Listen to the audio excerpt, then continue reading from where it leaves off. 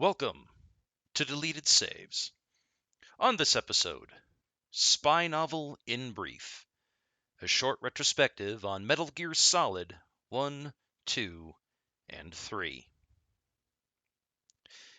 One of the strange things about getting older is living through and remembering historical events that the generations that come afterward will have no point of reference for, except half remembered, out of a middle school history class that was slept through.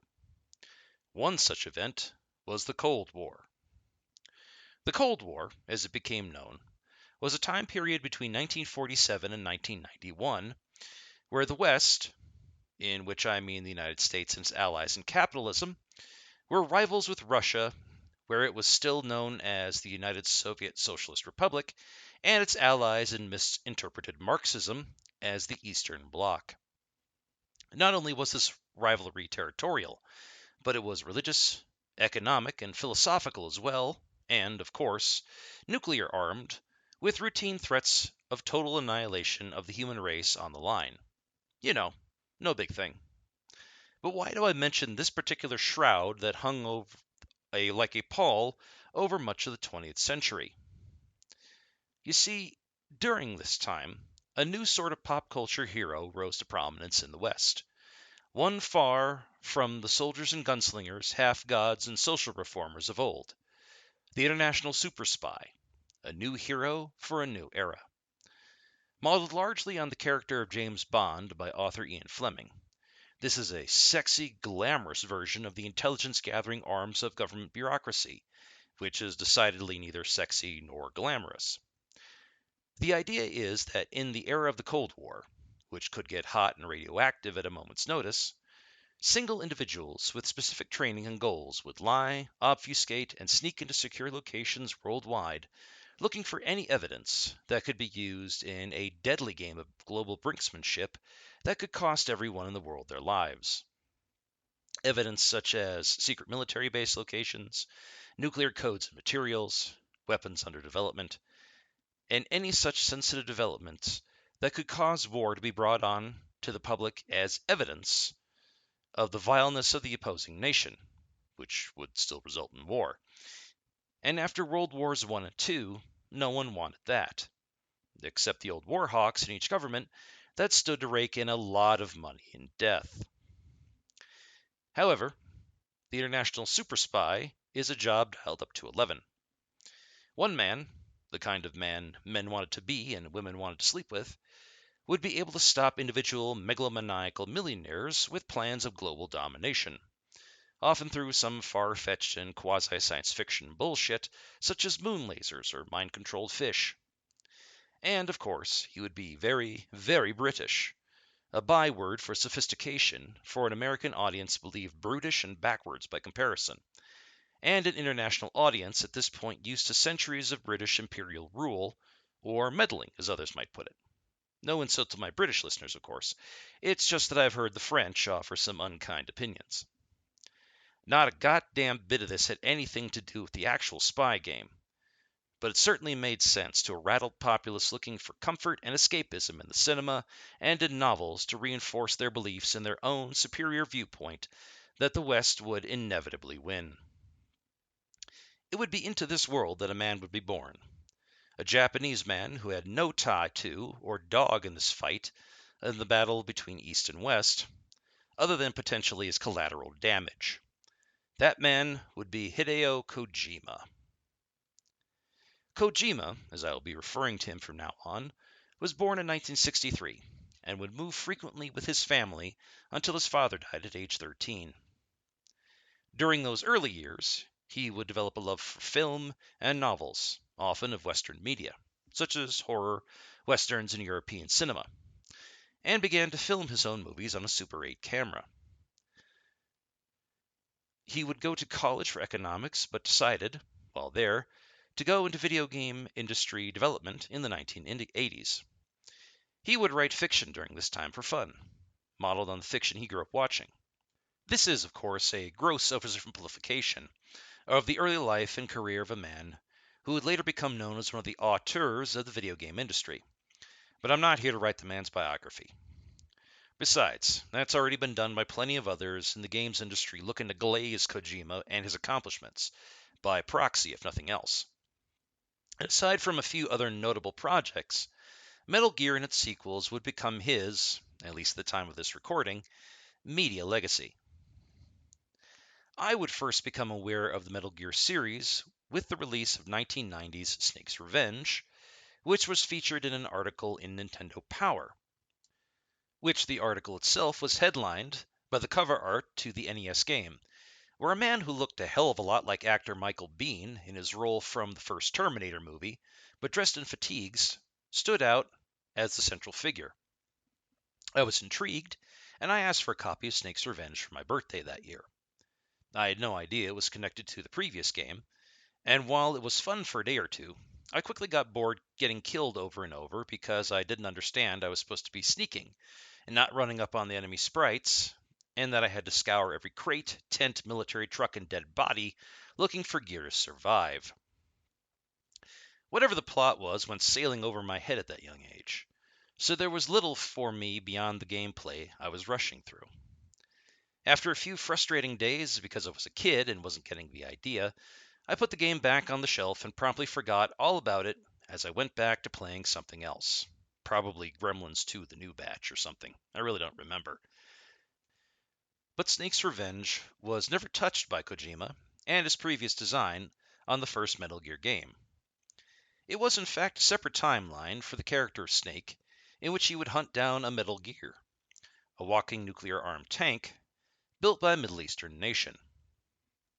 As I didn't even remotely come close to finishing the game, and I didn't understand the plot, I won't try to recount it here. All I will include is that Kojima did in fact make a true sequel to Metal Gear, called Metal Gear 2 Solid Snake, that would release in the same year on Japan's MSX2 computer platform and nowhere else, at least at the time. But it wouldn't be until the release of the PlayStation 1 and the debut of Metal Gear Solid that I would become a semi-convert to the religion that is Kojima-san, and the delightfully twisted mixture of film, pop culture references, improbable military technology, and real-world post-Cold War fears and history he would distill down into one of the greatest fictional characters in video game history. One Solid Snake. It should also be noted that the Metal Gear series is listed as one of the foundational games of the stealth action genre. It is not the only starting pillar of the genre. Long ago, when I reviewed both Tenchu Stealth Assassins and Thief the Dark Project, I made sure to name in those game reviews the other founding members of the Stealth Action Club, among them Metal Gear. Well, it is finally time to give Snake and crew their due with my own version of a review. Let's begin. Metal Gear Solid, released in 1998, was what I feel was my first real entry into the Metal Gear culture. When I first got this game, Metal Gear Solid was something of a mystery to me. Not in the way of there was a whodunit involved, but more because this was far from the genre or type of game I normally played. Modern spy games, or something even remotely invited to the same party as a Call of Duty Modern Warfare style game, really was not for me. But something about this game was different. Within the first half hour, I was swept up in a hurricane of names, ideologies, and a nuclear threat plot worthy of Bond himself. DARPA chiefs, walking tanks, Foxhound, Fox Die, dead cybernetic ninjas, a one-armed gunslinger straight out of a John Ford film. Christ, this game had it all and more. The plot revolves around our military spy hero, Solid Snake, being deployed to a secret installation on the Alaskan archipelago named Shadow Moses Island to stop an organization named Foxhound, all in capital letters, mind you, that had threatened Western civilization with nuclear assault by a giant two-legged tank named Metal Gear Rex if the remains of Big Boss, the main enemy of the first Metal Gear game, were not returned to them and a $1 billion ransom isn't paid within 24 hours to boot. Our best agent, Snake, is outfitted with cold weather camouflage, a headset microphone set to several remote specialists for Snake to call to get advice from, a knife, and some cigarettes to get the job done. This game is where stealth is key, and you really, really do not want to be seen. Snake enters the facility under cloak of night and finds a hostage. The Department of Defense's organization that works in development of technology and weapons, anagram to DARPA, and a man named Donald Anderson, who tells Snake immediately that Rex can be deactivated by secret code, but immediately dies of a heart attack before he can reveal the code. In the next cell, another hostage, the niece of Snake's taskmaster, Colonel Campbell, a young female soldier named Meryl Silverberg, is let out by Snake, and the two realize that there is an insider on the island that can help them deactivate Rex. The scientist and the machine's designer, Dr. Hal Otacon Emmerich, nicknamed for the massive East Coast anime and manga convention held yearly, first in Baltimore, Maryland, and now in the Washington, D.C. area. But as the two go to find the doctor, they are interrupted by our aging cowboy Revolver Ocelot, a naming convention that will be held throughout the boss fights of this game. And in the ensuing gunfight, a literal cybernetic ninja shows up and cuts off Ocelot's hand. And even this wordy description I still have glossed over quite a bit, mostly because I still have 2 other games to get to and I'm not writing a 3-hour script. Across this island, Snake confronts and kills bosses named Vulcan Raven, Psycho Mantis, and Sniper Wolf, and discovers the ninja is an old ally turned double agent of sorts named Gray Fox. Snake also discovers the man who orchestrated all this chaos is going by the name Liquid Snake, and may, in fact, be his hitherto unknown twin brother. And that dead DARPA chief? Turns out it was a different guy known as Decoy Octopus. So the twists upon twists upon twists lead to a very surreal plot that at times feels like it was an escalation of said plot to the point where Kojima was writing by the seat of his pants without an editor there to stop him and check for continuity. As the late game dawns, we discover that Liquid Snake has been following Solid Snake's progress this whole time and has been impersonating one of his contacts on the team. And it is revealed our Snake is actually a test tube clone, a clone of the original Big Boss, and a product of the 1970s triple secret double dog dare you government program called Les Enfants Terribles. And that is not only Liquid that his brother, but an exact genetic copy of Solid Snake. But hardly are we done with the twists. Snake is dying of the Fox Die virus that he was infected with during the mission. Gray Fox reappears to tell Snake that he was a secret contact named Deep Throat who was contacting him through the mission and dies defeating Rex. Snake defeats Liquid and escapes with either Meryl or Otacon, player choice there. Liquid's consciousness is transferred to Revolver Ocelot when Liquid's hand is cut off to replace the one Ocelot lost earlier. Otacon calls the U.S. president because Otacon was a double agent there to steal information. Colonel Campbell has Solid Snake written off as dead to keep the government from searching for him, and it is revealed that the President of the United States is, in fact, a secret third clone of Big Boss, now sitting like a bomb in the highest seat of power in the Western world. And all of this ever so brief plot breakdown still skips over decades of information related to the Cold War, the Korean and Vietnam Wars, geopolitics, the fall of communism, waifus, what happened to Gray Fox, goofy interaction with Snake's communication peeps, evolving military tech, hiding in lockers, and the now infamous battle against Psycho Mantis, where he reads your PlayStation 1 memory card to see if you played a select other few Konami games. In my case, reading my Castlevania Symphony of the Night data, to hear him rasp, "I see you like Castlevania," before having to switch to controller port 2 on the console to actually affect him in the fight. This was also the game that introduced the game world to David Hayter, who would be the iconic voice of Solid Snake for years to come. By the time the credits rolled many hours later, I sat back in my chair, blown away. Not by the script, characterization, gameplay, or anything like that.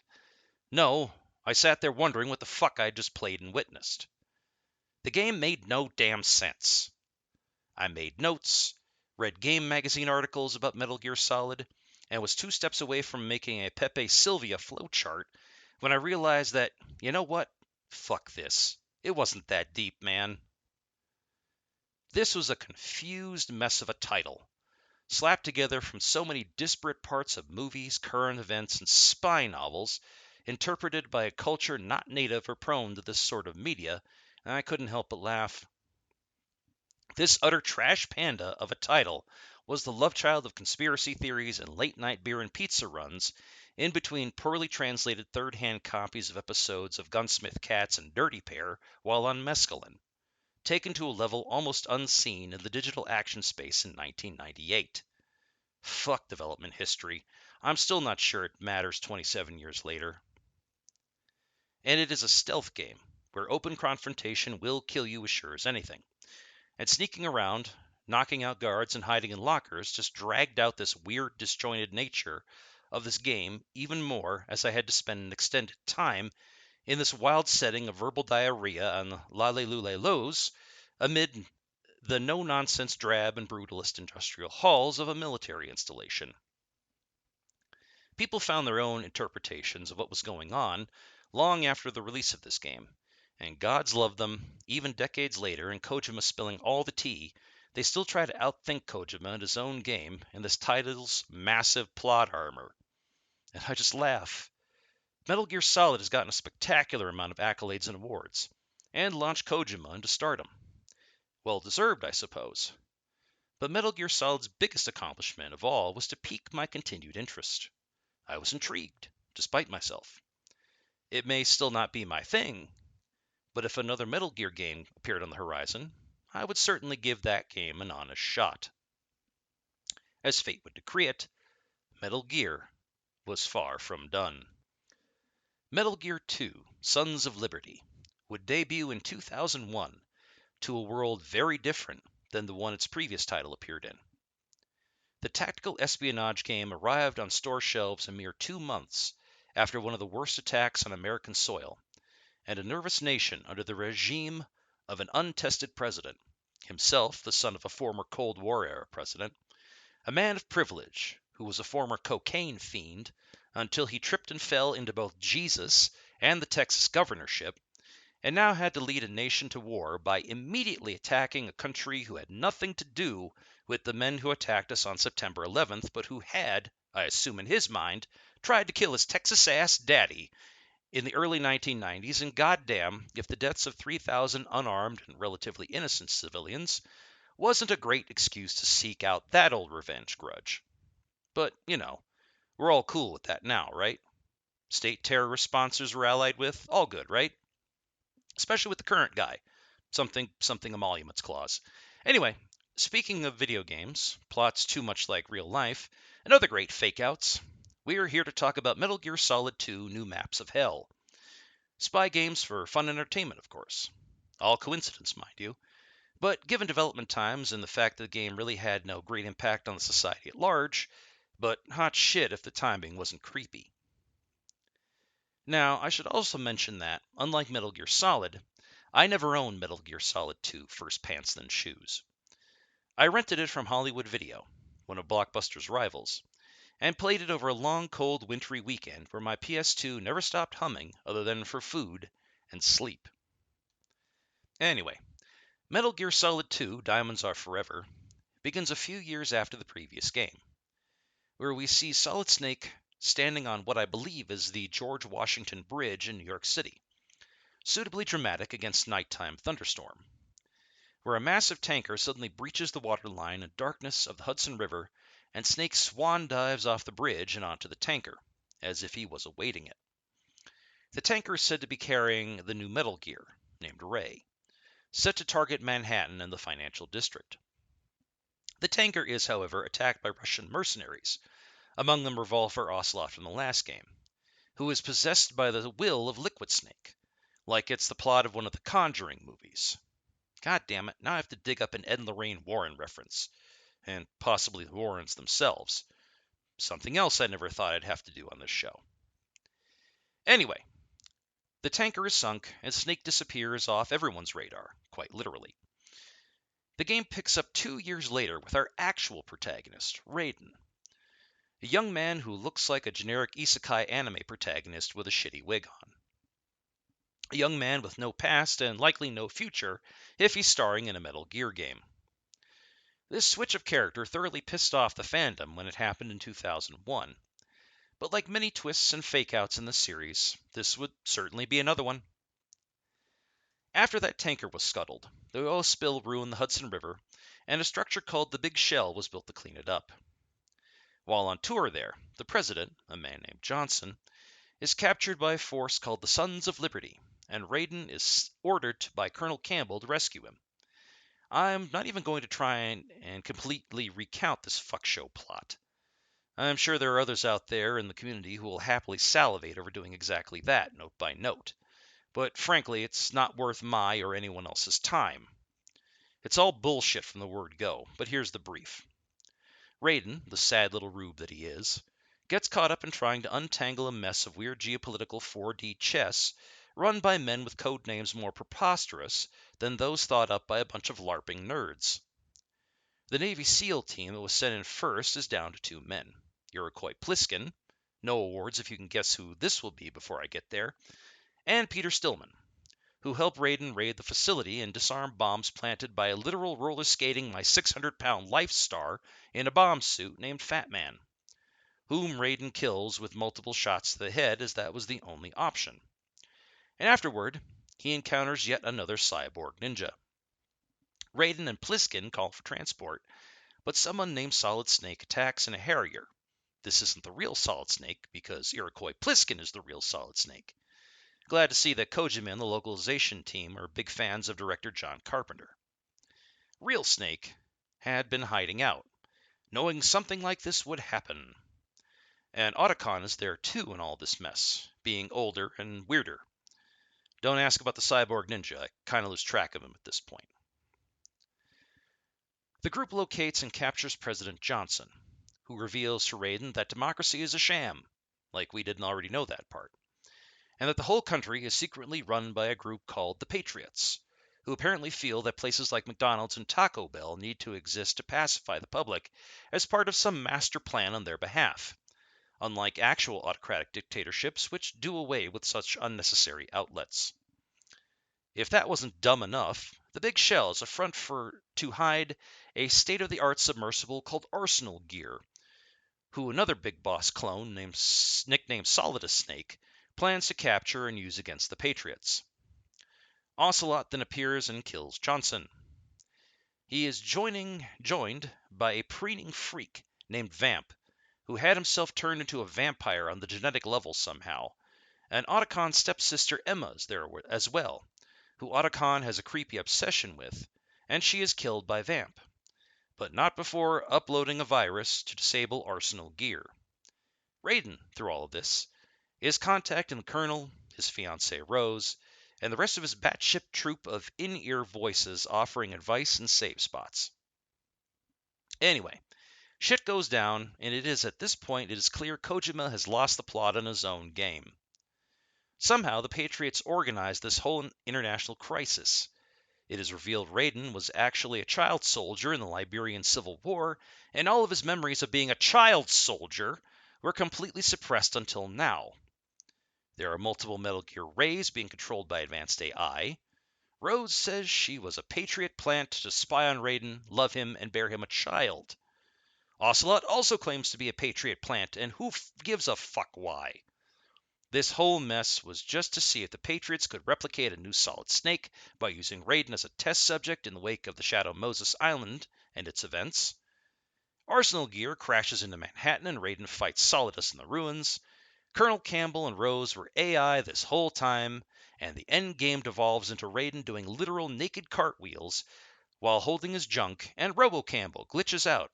And then Metal Gear Solid 2 Lords of Acid pulls fake-out jump scares like this game was cosplaying as Eternal Darkness, and your in-game minimap begins playing someone's Japanese home movie's waifu porn until the whole thing collapses under its own bloated weight of pomp and self-importance.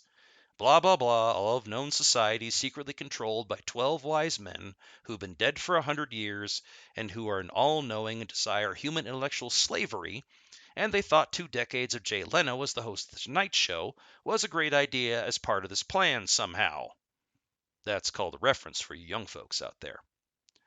And in the end, Raiden disappears and Snake and Otacon continue their bromance into the future, looking for more capital P Patriots and for the rest of Liquid Snake's messy trail. Go fuck yourself, Metal Gear Solid 2 Two Mules for Sister Sarah. Yeah, I get that a lot of people think that this is a really good and deep game that is aged like fine wine with an unbreakable plot of steel wire and mental skullduggery. It's been featured at the Smithsonian Institute in the Art of Video Games for its exploration of themes of dangerous delibery, censorship, generational warfare, artificial intelligence, child exploitation, conspiracy theories, and the like. But I'm not one of them. And I don't know what collection of head up their own ass academics pulled all those themes and more from this title, but that sounds like a group who needs to spend a lonely Saturday night filleting the barrel of a loaded 357 Magnum. Yes, it does address those subjects, but none of them are addressed well or with the thoroughness and serious respect that they deserve. This was a hilariously absurdist title at best, which plays more like Kojima made an espionage video game out of the movies Spies Like Us and Top Secret. And if you haven't seen those movies, then just look them up. I'm not here to explain all my references while I'm trying to allude to all of Kojima's references. This isn't reference Inception, and I expect my audience to do some of its own legwork by now, like a college course you aren't paying for but are required to take for your job. But otherwise, I got exactly what I paid for it. A long weekend rental for something I would have been really mad if I'd paid full retail price for instead. Fuck you, no. Look, I'm very sure there will be plenty of people who will hear this and think this is just in another long list of video games that I somehow quote unquote didn't get. Because I'm not bowing down to worship at Kojima-san's feet and bask in the brilliance of his giant fucking brain that I couldn't possibly understand the hidden depths of Metal Gear Solid 2 Moonraker. And me telling you that I completely understood it will not convince you otherwise, because I just don't agree with you, and you don't want to hear that. And I don't. Just because I wasn't raised on a farm doesn't mean I can't smell bullshit when it's presented to me. And this game is weapons-grade fertilizer. And yet, I played Metal Gear Solid 3. Why? Because I had to know. I had to know where this train was going now that I'd bought my tickets and I was on board. Metal Gear Solid 3 Snake Eater was released in 2004 on the PlayStation 2 to throngs of sweaty, slightly stale-smelling Kojima fanboys, and an industry who really didn't have much else going on for it back then other than waiting around for more Halo and Half-Life sequels to emerge from the darkness of development hell. I kid, of course. 2004 and 2005 were great years for games, or so Google says. Now, before I go any further, I have to say of this trilogy, I liked Metal Gear Solid 3 Animal Abuse Simulator the best. Is the plot as batshit as the others? Absolutely it is. But just to tip my hand a little early, I liked the boss fights in this setting the most. Of the three, it had the best connections to the historical roots of the mid-20th century, the height of the Cold War, specifically the 1960s. This is also a game I did not own.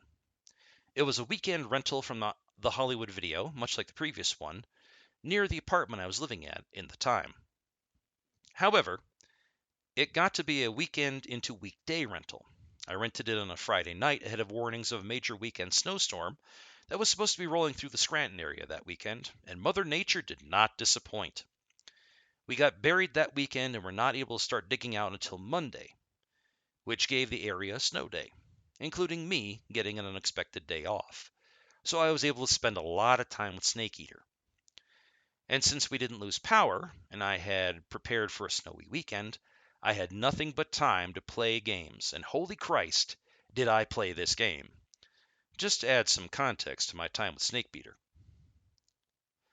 Another thing I should mention about this title before I get into the story, aside from being required to eat the local wildlife, this snake, unrelated to the previous Solid Snake, and going by the name Naked Snake, also relied heavily on camouflage to disappear into the environment. Additionally, as compared to the previous two games, Naked Snake has to worry about injuries and has to recover physical damage by performing field triage on himself, rather than just eating rations to heal. And there was an actual hand-to-hand melee combat system in case stealth fails and you need to beat some enemies down. Now, let's get into the plot. In 1964, a former Green Beret turned CIA agent named Naked Snake is stealth dropped behind enemy lines into the USSR in what is a tropical jungle environment. Did the USSR have tropical jungles? Hell no, it did not. But it did have subtropical regions around the Caucasus and Crimea, and temperate jungles in the Far East region, back when those maps mattered. So this is likely the model of the region Snake Eater takes place in.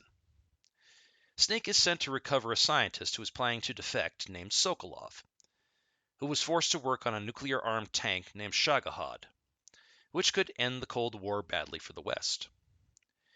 Snake is dropped in with only a few people on his comm unit to help him, and it is not long before he in fact finds Sokolov. But things go bad when Snake's former teacher, a woman simply called the Boss, appears and tells him she is defecting to Russia and is joined by the leader of the group that held Sokolov, a man named Colonel Volgin, who has lightning-related scars. Volgin is not there on Russia's behalf. He's there to steal Shagahad and hold the world hostage, and uses a nuclear-powered tank shell to cover the theft. With nuclear war imminent, Soviet Premier Nikita Khrushchev calls President Lyndon Johnson to demand proof of the innocence of the U.S., although Russia does suspect Volgin is behind this. Snake, having escaped nuclear destruction by a hair's breadth, is redeployed to stop Volgin, destroy Shagahad, and kill the Boss.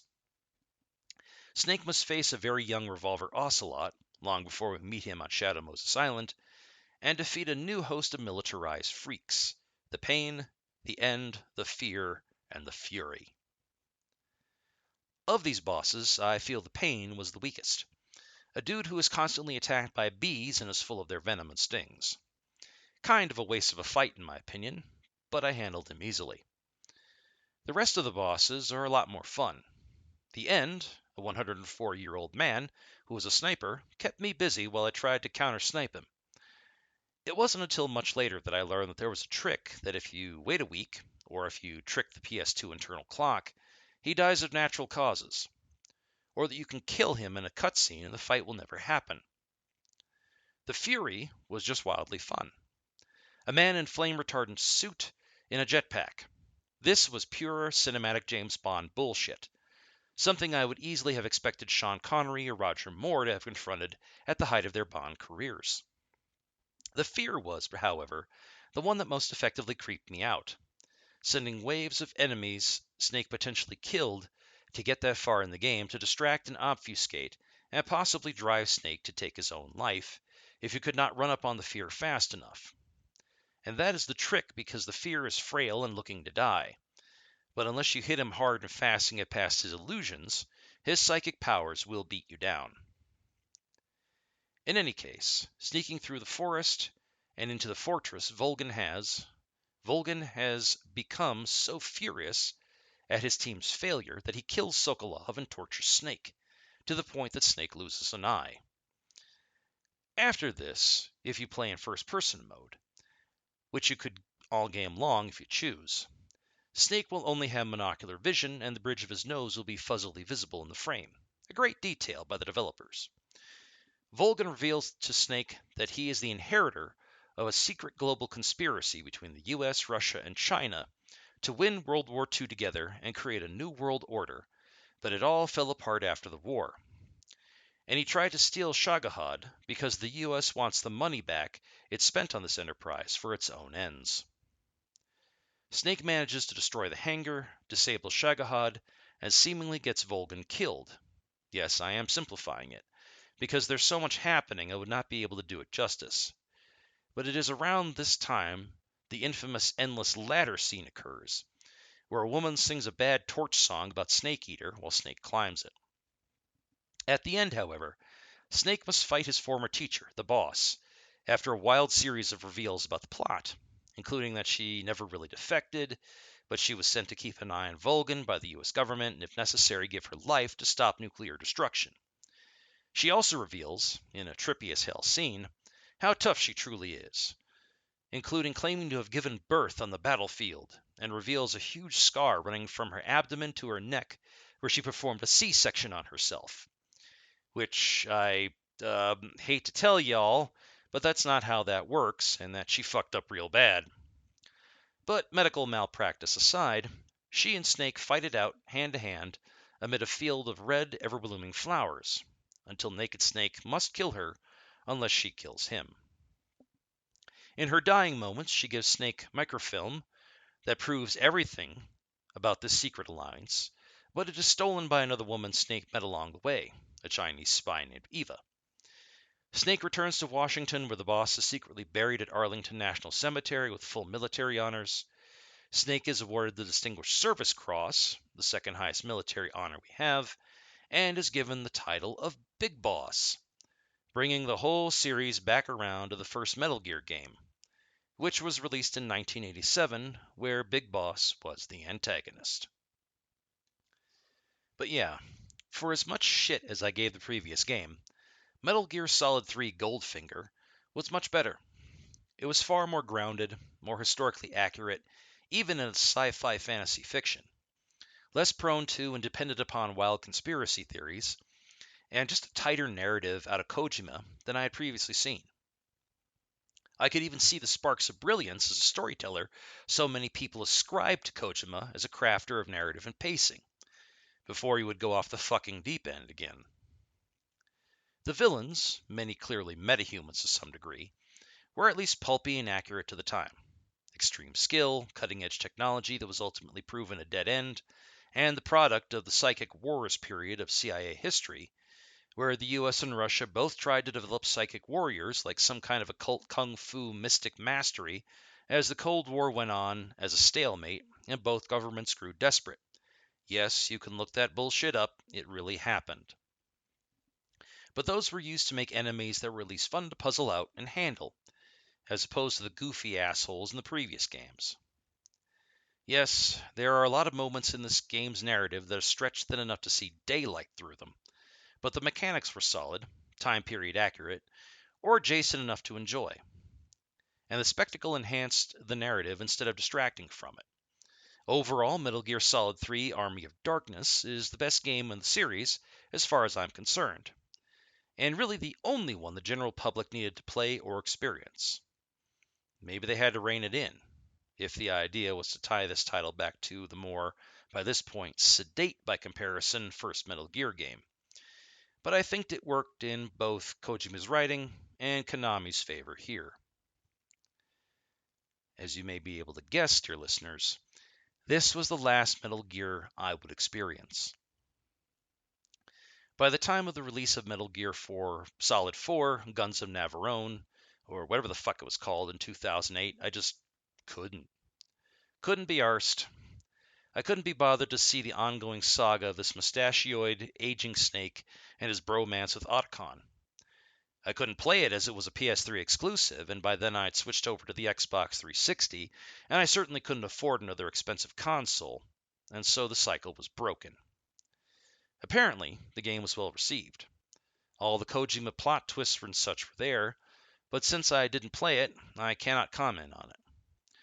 I only really know about it by the expanding at the time games media in internet articles and YouTube game play channels, still a novelty in 2008.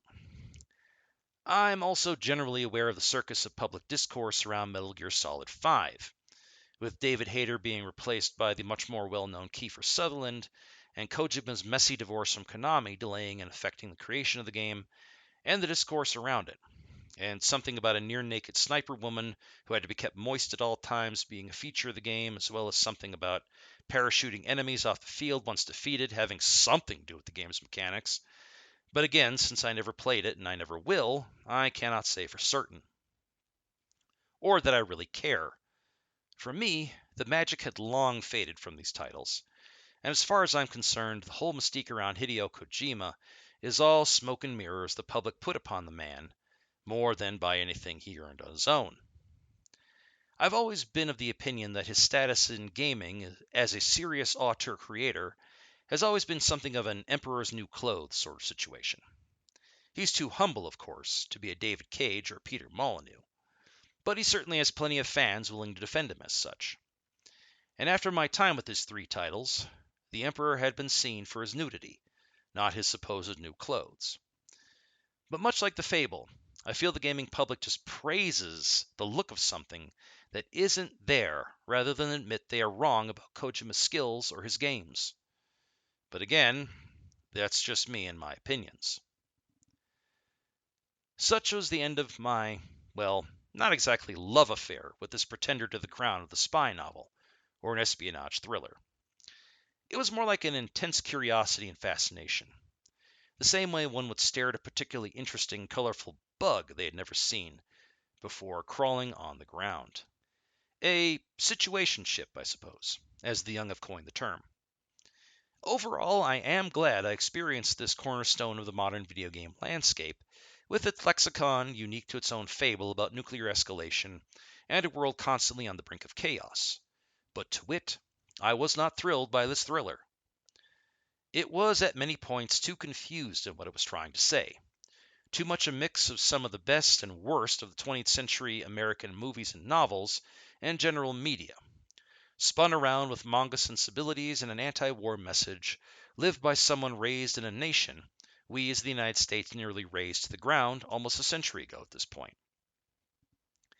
In fleeting moments, it is an exceptional game and series, but not enough to keep me wanting more, or wanting to do deep lore dives, or re-experience it over and over through emulation and remakes. Once, in this case, was too much. Again, as I have said many times, if this was your favorite title, series, or games, fantastic. You do you, boo.